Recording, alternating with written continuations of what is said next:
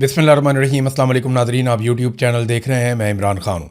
सबसे पहले तो पेट्रोलियम मसनूआत की कीमतें पाकिस्तान में एक मरतबा फिर बढ़ा दी गई हैं और 13 रुपये 14 रुपये पेट्रोल और डीज़ल के ऊपर कीमत बढ़ा दी हुकूमत ने। इससे पहले लगातार आलमी मंडी में कीमतें कम हो रही थी, बहुत तेज़ी से कम हो रही थी। जो जंग से पहले वाली सूरत हाल है उससे भी नीचे चली गई थी, लेकिन पाकिस्तान की सरकार ने आम आदमी को रिलीफ नहीं दिया।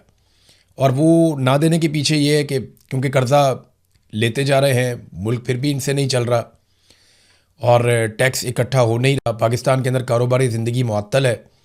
तो फिर अब एक ही रास्ता बचता है कि बिजली के ऊपर ज़्यादा से ज़्यादा पैसे इकट्ठे किए जाएं, पेट्रोल के ऊपर, गैस के ऊपर। तो इन चीज़ों पे कौम का खून निचोड़ा जाए और वही किया जा रहा है। तो एक मरतबा फिर कीमत बढ़ा दी गई है। आलमी मंडी में ज़रा सी कीमत बढ़ जाए ना तो पाकिस्तान में उसके असरात पहुँचते हैं 15 से 20 मिनट में। लेकिन आलमी मंडी में कीमत बहुत गिर भी जाए तो पाकिस्तान में उसके असरात पहुँचते पहुँचते कई महीने लग जाते हैं। और वजह सिर्फ यही है कि अवाम की जेबें काटनी है। एक दफ़ा फिर इन्होंने अवाम की जेबें काटी हैं। जब इमरान खान साहब की हुकूमत थी तो तब यही शहबाज शरीफ सुबह शाम पेट्रोल सस्ते करने के मुतालबात करते थे और वो ये कहते थे कि अगर और सस्ता कर दें तो कोई फ़र्क नहीं पड़ता, और सस्ता कर दें तो कोई फ़र्क नहीं पड़ता। तो इमरान खान साहब 150 रुपये लीटर बेच रहे थे जब आलमी मंडी में $100 फ़ी बैरल से ज़्यादा था। और इस वक्त तो बहुत सस्ता है आलमी मंडी में पेट्रोल उस दौर की निस्बत, लेकिन आज ये 150 रुपये का नहीं बेच रहे, 100 रुपये का भी नहीं बेच रहे, बल्कि ये 350 रुपये का पेट्रोल बेचते हैं। ये तो 450 तक, 500 रुपये के आसपास तक ले गए थे। वो तो इन्हें थोड़ा सा एहसास हो गया या थोड़ा सा इनको तरस आ गया कौम के ऊपर, वरना ये 500 रुपये का भी लीटर बेचे तो कौम ने क्या कर लेना है। पाकिस्तानी इन मामलात पे नहीं खड़े होते। फ़र्ज़ करें इंडिया में, बांग्लादेश में या किसी भी ऐसे मुल्क में जहाँ की आवाम को, हुक्मरानों को अकाउंटेबल करने की आदत है, वहाँ पे आप इस किस्म की अगर इनसेन कीमतें बढ़ाएं तो वो लोग अपनी हुकूमत के साथ क्या करेंगे आप उसका अंदाज़ा कर सकते हैं। नाज़रीन, ब्लू पासपोर्ट वाला एक मामला पाकिस्तान में चल रहा था। उस पर एक चीज़ मैं आपके सामने रखना चाहूँगा। खबरें मेरे पास बहुत सारी हैं, मैंने आपके साथ शेयर करनी है, लेकिन क्योंकि ब्लू पासपोर्ट का मामला छिड़ गया है कि रेड पासपोर्ट, ब्लू पासपोर्ट, ये पाकिस्तान में ना अलग अलग कैटेगरीज़ के पासपोर्ट हैं। सबसे पहले तो हमारा ग्रीन पासपोर्ट है जो हम सब के पास होता है और ये हर आम पाकिस्तानी के पास होता है। इसके बाद पार्लियामेंटेरियंस को, बड़े लोगों को, ताकतवर लोगों को ब्लू पासपोर्ट्स दिए जाते हैं, उनकी फैमिलियों को भी। फिर एक ऑफिशियल पासपोर्ट होता है, वो भी जारी किया जाता है। फिर एक रेड पासपोर्ट भी होता है जो और ज़्यादा ताकतवर होता है। तो अब देखें इस वक्त पाकिस्तान में सूरत हाल क्या है। पाकिस्तान में इस वक्त 57,000 ब्लू पासपोर्ट हैं और 1300 रेड पासपोर्ट हैं। 57,000 ब्लू पासपोर्ट का क्या मतलब है? ये शफी जान ने ये डाटा पेश किया। यानी अगर पार्लियामेंटेरियंस को आप देखें या सियासतदानों को आप देखें तो वो तो 1,000 बनते हैं बस, ज़्यादा से ज़्यादा 1,000 लोगों के पास 1,000 पासपोर्ट ही हो सकता है। चलें 1,000 उनके घर वाले आप मिला लें तो 2,000 पासपोर्ट हो जाएंगे। चलो थोड़े और डाल रहे 3,000 हो जाएंगे। लेकिन ये 57,000 पासपोर्ट, ये 50,000 से ज़ायद पासपोर्ट किन लोगों को दिए गए हैं, इसके ऊपर एक डाटा ज़रूर जारी करना चाहिए ताकि पता चले कि पाकिस्तान में वो कौन से ऐसे हीरे हैं, कौन से ऐसे नौरतन टाइप के लोग हैं जिन्हें ये 57,000 ब्लू पासपोर्ट दिए गए। और इसके अलावा 1,300 लोग ऐसे हैं जिन्हें रेड पासपोर्ट दिए गए। ज़रा उनके भी नाम सामने आने चाहिए शुरफा के। या सारा कीचड़ हमेशा सियासतदानों पे ही उछालना है, चाहे वो नवाज शरीफ है, इमरान खान है या जरदारी है या कोई और सियासतदान है। सियासतदान को गंदा करना बहुत आसान होता है। कभी कोई पूछे ना कि जर्नैलों के पास कौन से पासपोर्ट हैं, कभी कोई पूछे कि बाकियों के पास कौन से पासपोर्ट हैं, ब्यूरोक्रेसी के पास कौन से पासपोर्ट हैं, और पाकिस्तान की जो अशराफिया है या एस्टेब्लिशमेंट है वो कौन से पासपोर्ट इस्तेमाल करती है। ये 1,300 रेड पासपोर्ट किसके पास है और 57,000 ब्लू पासपोर्ट किसके पास है, यार ज़रा ये रिकॉर्ड सामने आना चाहिए। और आसान है। पाकिस्तान तहरीक इंसाफ ये मुतालबा करने की बजाय जो कानून के मुताबिक एक तरीक़ाकार है उसमें ये पूछ ले, कौमी असम्बली में जाकर सवाल उठा दे, या जब इनके पास चेयरमैन पब्लिक अकाउंट्स कमेटी की एक हैसियत थी उस वक्त ये कर सकते थे। लेकिन अभी भी इन्हें करना चाहिए, ये पता ज़रूर करना चाहिए और कानून के अंदर गुंजाइश है कि ये मालूमात निकालें कि जनाब ये हमें फ़हरिस्त फराहम की जाए कि ब्लू और रेड पासपोर्ट किन किन लोगों को दिए गए हैं, ऑफिशियल पासपोर्ट कितने लोगों के पास मौजूद हैं और क्यों मौजूद हैं, और इजाफी ऑफिशियल पासपोर्ट और रेड और ब्लू पासपोर्ट किन किन लोगों को मिले। ये सारी लिस्टें आनी चाहिए। अब आ जाए नाज़रीन एक कहानी पर। यह कहानी पाकिस्तानियों को एक मरतबा फिर सुनाई जा रही कि जनाब सियासतदान नाकाम हो गए, मौजूदा हुकूमत बहुत नालायक है, एस्टेब्लिशमेंट इनके गुनाहों का बोझ नहीं उठा सकती, इनकी नालायकी के ऊपर मज़ीद पर्दा एस्टेब्लिशमेंट नहीं डाल सकती, वो इनको अपने कंधे पर उठाकर नहीं फिर सकती। ये कहानी मार्केट में लॉन्च हो रही है, बार बार हो रही है, और तासुर ऐसा दिया जा रहा है, सोहेल वड़ाई साहब हों या बाकी लोग हों, वो अब ये लिखना शुरू हो गए हैं कि ये हुकूमत घर जाने वाली है, और वजह यह है कि एस्टेब्लिशमेंट इनकी नालायकी से तंग आ गई है। देखिए, कोई भी हुकूमत नालायक नहीं होती, हर हुकूमत की अपनी पॉलिसी होती है। नालायक पाकिस्तान की मिलिट्री एस्टेब्लिशमेंट है। आज तक हुकूमत पाकिस्तान में आई किसकी है? ये बेइख्तियार लोग बेचारे, इनसे आप क्या पूछेंगे? शहबाज शरीफ से, राणा सनाउल्लाह से, ये जरदारी से, बिलावल से आप क्या सवाल करेंगे? उनके पास, बेचारों के पास टके का इख्तियार नहीं है। इख्तियार तो सेक्टर कमांडर्स के पास है या जर्नलों के पास है। तो जिनके पास इख्तियार है वो जवाब देना। हर थोड़े अरसे के बाद एक हुकूमत को तब्दील कर देते हैं कि जनाब ये हुकूमत पसंद नहीं आई, हम इसका बोझ नहीं उठा सकते। कौम ने आपका बोझ उठाया हुआ है, 70 साल से ज़्यादा हो गए हैं। इतनी मरतबा हुकूमतें तब्दील की हैं, कुछ पाकिस्तान का फ़ायदा नहीं हुआ। एक मरतबा पाकिस्तान में मौजूदा निज़ाम को तब्दील करें और इसमें से मिलिट्री एस्टेब्लिशमेंट को निकाल कर बाहर खड़ा कर दें और उन्हें कहें जी आप अपने आइनी जिम्मेदारियों तक महदूद हो जाएं। आप मिलिट्री एस्टेब्लिशमेंट को, जर्नैलों को उनके आइनी किरदार के अंदर ले जाएं, तो आप यकीन करें 10 से 20 साल में पाकिस्तान के हालात बदलना शुरू हो जाएंगे। पाकिस्तान को जितना नुकसान पहुंचा दिया गया है, अभी तो ट्रैक पे चढ़ने में हमें 10-15 साल, 20 साल लग जाएंगे। तो पाकिस्तान में जमहूरियत को पनपने दें और सियासतदानों को सियासी फैसले करने दें। अब ये भी आपको जो कहानी सुनाई जा रही है ना कि 2.5 साल गुजर गए हैं, एस्टेब्लिशमेंट बोझ नहीं उठा सकती, कहानी है। इन्होंने अगले 2.5 साल भी ये कहानियां सुनाते सुनाते आपको गुजार देने और दोबारा इलेक्शन करवा कर एक मरतबा फिर कठपुतलियां लाकर आपके ऊपर मुसल्लत कर देनी है। देखें ना, अगर इनकी नीयत ठीक होती या इन्हें लगता कि ये बोझ मजीद नहीं उठा सकते, तो जो गिलगित बल्तिस्तान में गंद मारा वो ये मारते, या जो गंद अब ये कश्मीर में मारने जा रहे हैं वो गंद ये मारते। अगर इनको ज़रा सा भी एहसास होता। एहसास की बात नहीं है, ये जब भी पाकिस्तान ने ठीक होना है, पाकिस्तान ने तभी ठीक होना है जब तमाम इदारे अपने अपने हुदूद के अंदर जाएंगे और जाकर काम करेंगे। अभी बहुत सारे टाउट्स हैं, कुछ सहाफ़ी हैं, कुछ दीगर लोग इकट्ठे करके बलूचिस्तान ले गए कि जी बलूचिस्तान में दूध और शहद की नहरें बह रही हैं, हालात बहुत अच्छे हैं, बड़े ज़हीन लोग हैं, कमाल लोग हैं, ज़बरदस्त हो गया, फ़ौज बहुत अच्छा काम कर रही है। और वहाँ पे जबरी तौर पे लोगों को गुमशुदा किया जा रहा है। सड़कों पे नाके लगाए हुए हैं मुसल्लह अफराद ने, पहाड़ों के ऊपर लाशें फेंक के चले जाते हैं, वो उठाने वाला भी कोई नहीं है। लोग अपनी मदद आपके तहत ट्रक लेके जाते हैं, मजदूर लेकर जाते हैं, अपनी लाशें उठाकर लोग खुद लेकर आते हैं। लोगों की लाशें तक वापस लाकर नहीं देती सरकार। लापता अफराद का एक अलग दुख है वहाँ पर बलूचिस्तान में। बेशुमार ख़वातीन व हज़रात जो हैं उन्हें गिरफ़्तार किया हुआ है और गैर कानूनी तौर पे गिरफ्तार किया, जेलों में पड़े हुए वो सड़ रहे हैं और उनके वसाइल पर कब्जा करके उन्हें पसमानदा बना दिया गया। आप ये देखें ना नाज़रीन, इस मुल्क में जो लोग आइन तोड़ते हैं उन्हें गार्ड ऑफ ऑनर मिलते हैं, और जो लोग आइन की हुक्मरानी की बात करते हैं वो जेलों के अंदर सड़ते हैं। और यही हमारी किस्मत आज तक रही है और इसी की वजह से हम आगे नहीं बढ़ पाए। ये जो अकबर शेरानी की कहानी मैंने आपको सुनाई थी, एक शहीद की, उसकी जेब से ना एक रुक्का भी मिला और वो उसके घर वालों ने, उसके दोस्तों ने पब्लिक कर दिया। इस रुक्के को अगर आप देखें ना तो उसके ऊपर लिखा हुआ है मैंने किसका कितना उधार देना है, और ये उसने उस वक्त लिखा जब उसे पता चल गया कि अब गोलियां ख़त्म हो गई और मैं मारा जाऊंगा। तो उसने फटाफट एक कागज़ के ऊपर लिखा कि मैंने फ़लाँ के इतने पैसे देने हैं, फ़लाँ के इतने पैसे देने हैं, फ़लाँ के इतने पैसे देने हैं। वो रुक्का उसने जेब में रखा और फिर वो शहीद हो गया। अब मुझे ये समझ नहीं आ रही कि जिसकी लाश को घर पहुंचाने के लिए सरकार ने एम्बुलेंस नहीं दी, और इसके खून का कर्जा कौन उतारेगा? ये खून आलूद कागज़ है। यानी इस कागज़ के ऊपर दो तरह के कर्जे हैं। एक कर्जा पाकिस्तानियों पे, पाकिस्तान के इदारों पे चढ़ गया कि एक पुलिस वाले का खून बह गया, वो भी इसलिए कि उसके पास गोलियां ख़त्म हो गई थी, दहशतगर्दों के पास ख़त्म नहीं हुई। और दूसरा कर्जा वो है जो उसने अपने रोज़मर्रा मामलात में लिया। तो एक के बाद एक दुख की कहानी, एक दास्तान है। मैं लोगों की बातें सुन रहा था, दिल दहला देने वाली बातें। वो इतने परेशान हैं और वहाँ पे पुलिस वाले काम करने से इनकार करते हैं। क्यों जनाब, हम कैसे काम करें? हमारे पास तो हथियार नहीं है, हमारी तो पीछे से मदद ही नहीं आती।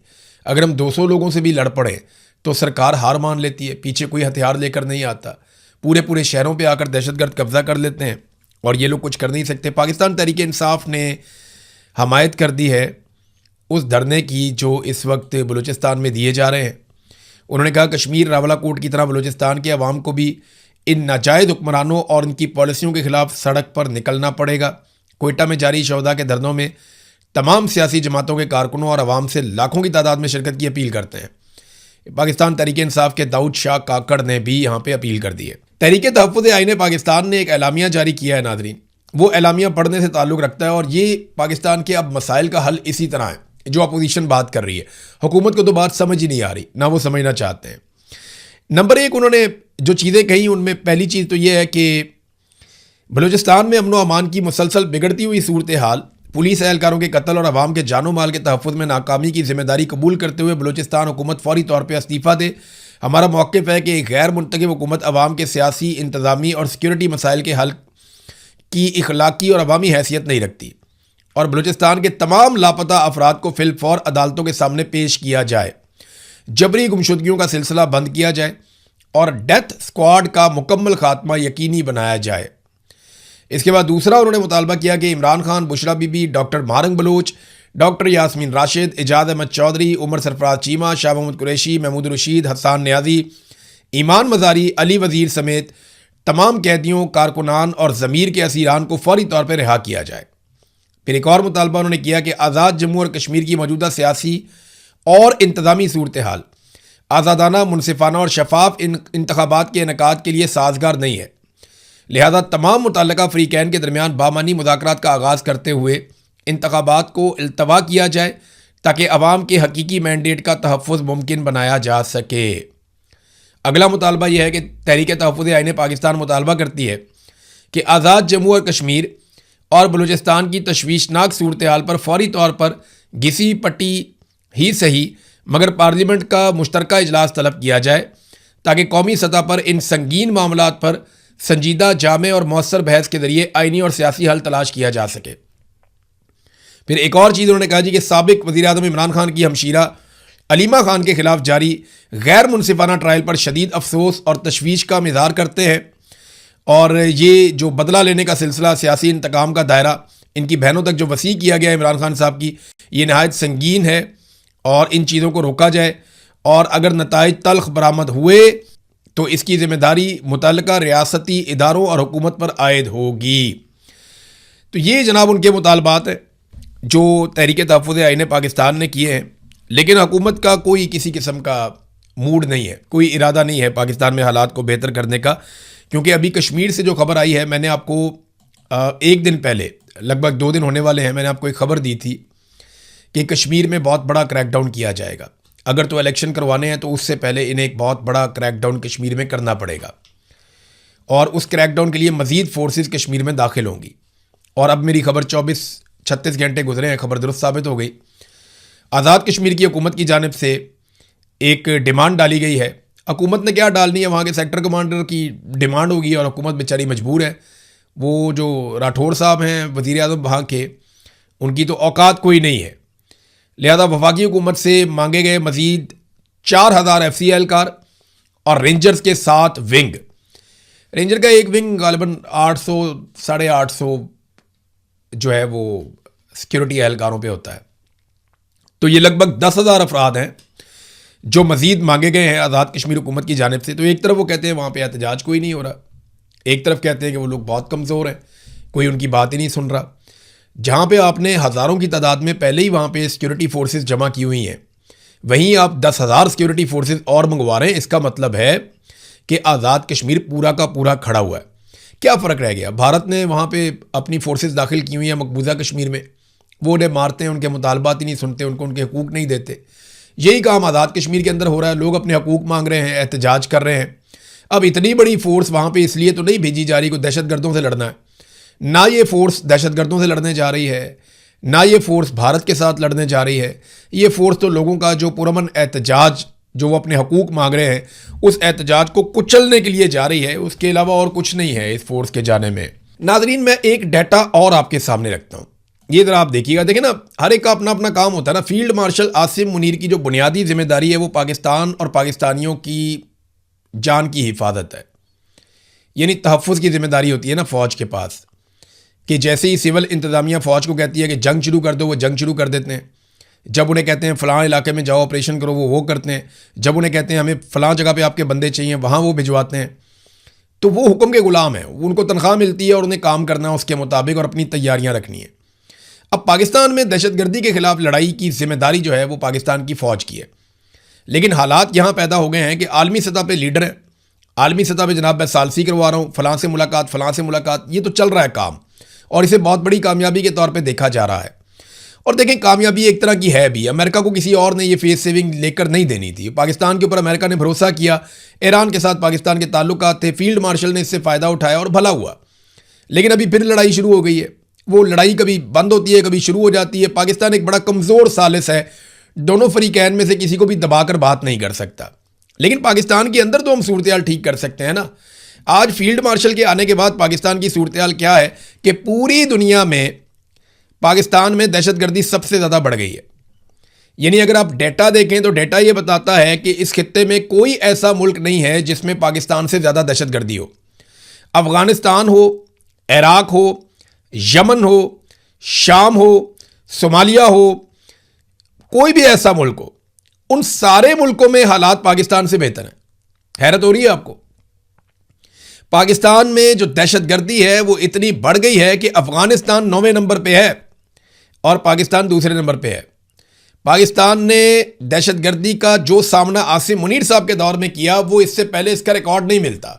आज पाकिस्तान बदतरीन दहशतगर्दी का सामना कर रहा है और हम उसे रोकने में कामयाब नहीं हो रहे। बलूचिस्तान जल रहा है, कबायली इलाके जल रहे हैं, और पूरा जोर इस बात पे है कि कश्मीर में अपनी हुकूमत बना लें, गिलगित बल्तिस्तान में अपनी हुकूमत बना लें, यहाँ मादनियात पड़ी हुई हैं, यहाँ पे हुकूमत बना लें, खैबर पख्तूनख्वा की हुकूमत को कंट्रोल कर लें, कोई अवामी तहरीक खड़ी ना हो जाए, हम जाके बोर्ड ऑफ पीस के अंदर बैठ जाएं, किसी तरह इसराइल को तस्लीम करने का कोई रास्ता निकल आए, इमरान खान को जो है वो इर्रेलिवेंट कर दें। बस इन्हीं चीज़ों के ऊपर सारा का सारा जोर है। अमेरिका को राज़ी कर दें कि किसी तरह हमारी जो हुकूमत है उसको लेजिटिमेसी मिल जाए, और कुछ भी नहीं है, किसी चीज़ पे तवज्जो नहीं है। तो जो असल काम है वो तो किया नहीं जा रहा। और दहशतगर्दी के आदाद शुमार आप देखें तो हालात क्या हो गए। मैं ज़रा कंपैरिजन भी आपके सामने रख देता हूँ ना। कई लोग कहते हैं जी दहशतगर्दी तो बहुत पुरानी चीज़ है, तो मैं आपको बता देता हूँ कि ये जो एक रिपोर्ट है साउथ एशिया टेररिज्म पोर्टल, इसकी रिपोर्ट क्या बताती है कि 2018 से 2021 तक पाकिस्तान में दहशतगर्दी के वाक़यात कितने हुए। 2018 में 158 सिक्योरिटी एहलकार शहीद हुए, 2019 में 137, 2020 में 178, 2021 में 226, और फिर उसके बाद ये तकरीबन मजमूई तौर पे इमरान खान साहब के दौरे हुकूमत में 699 सिक्योरिटी एहलकार शहीद हुए, और जनरल बाजवा उस वक्त आर्मी चीफ था। तो 699 इमरान खान का दौर। अच्छा, अब इसी रिपोर्ट के मुताबिक रजीम चेंज ऑपरेशन के बाद से लेकर अब तक कितने लोग शहीद हुए, ज़रा ये आप देख लें। सिक्योरिटी एहलकार जनाब जैसे ही इमरान खान साहब की हुकूमत गिराई गई 2022 में, तो 380 सिक्योरिटी एहलकार शहीद, और फिर उसके बाद 2023 में 520, फिर 2024 में 754, फिर 2025 में 664, फिर अब जनाब इस वक्त 3 सालों के अंदर जो मजमूई तौर पे 2317 से 2320 तक की तादाद बनती है। यानी इमरान खान के दौरे हुकूमत में इससे 4 गुना कम थी दहशतगर्दी, या उससे भी ज़्यादा कम थी। ड्रोन हमले भी बंद थे, लोगों को मार्टर भी नहीं मारे जा रहे थे, जबरी गुमशुदगियाँ भी बंद हो गई थी। 400 जबरी तौर पे लापता अफराद अख्तर मेंगल साहब के हवाले किए गए थे, पाकिस्तान तहरीक इंसाफ की हुकूमत ने करवाए थे। हालात को नॉर्मलाइज कर रहे थे, लेकिन फिर इन्हें रजीम चेंज ऑपरेशन का शौक चढ़ गया, और उसके बाद आज पाकिस्तान के साथ क्या हुआ वो आपके सामने है। डेटा मैंने आपके सामने रख दिया, और पूरी दुनिया का डेटा ये बताता है कि दुनिया में सबसे ज़्यादा तेज़ी से दहशतगर्दी पाकिस्तान में बढ़ रही है। नाज़रीन, डोनाल्ड ट्रंप के हवाले से मेरे पास एक खबर है, मैं एज इट इज़ आपको पहले डोनाल्ड ट्रंप का बयान पढ़ के सुना देता हूँ। डोनाल्ड ट्रंप को एक्चुअली हुआ ये था कि इसराइली इंटेलिजेंस ने डोनाल्ड ट्रंप को खबरदार किया था कि ईरान आपको कत्ल कर सकता है। दूसरा, ईरान के अंदर जब भी अवाम निकलती है तो अवामी सतह के ऊपर डोनाल्ड ट्रंप के खिलाफ नारे लगाए जाते हैं, और वो उनके नारों में मुर्दाबाद कहा जाता है। तो अमेरिकन समझते हैं कि डोनाल्ड ट्रंप को कत्ल करने की धमकी है। वैसे वो कहते भी हैं।